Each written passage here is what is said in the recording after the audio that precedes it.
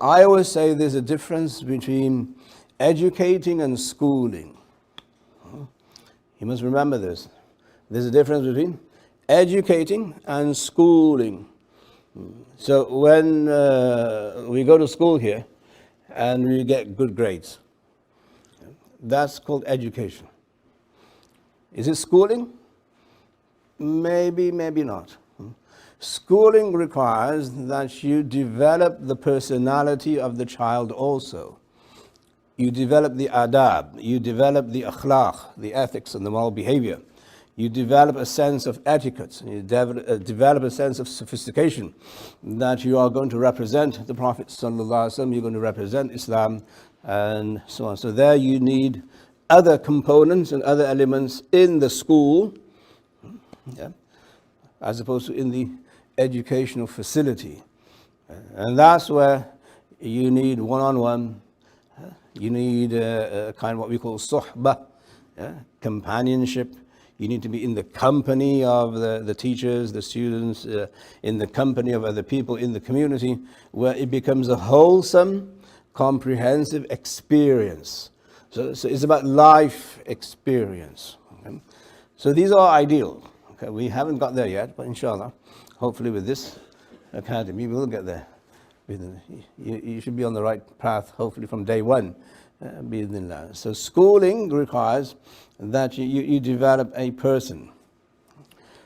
So that some philosophies of education, there's a Latin American, somebody from, I believe, Brazil, wrote a whole thesis on how education is not the answer. So he likened education in schools to, going into the bank and depositing money. So you go to the bank, you deposit the money, the clerk takes your money, deposit into the account, and then whenever you come back and when you need the money, you go back there and you give them a slip.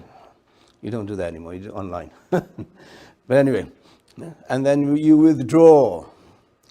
Okay? You withdraw the knowledge or the information that you need. So he's saying this is too simplistic.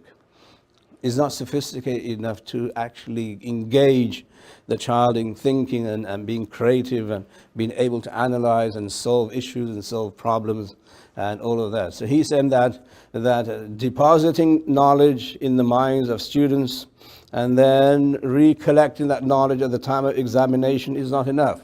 It's very mechanical. It's not organic. So you need some more creativity in the whole process of education.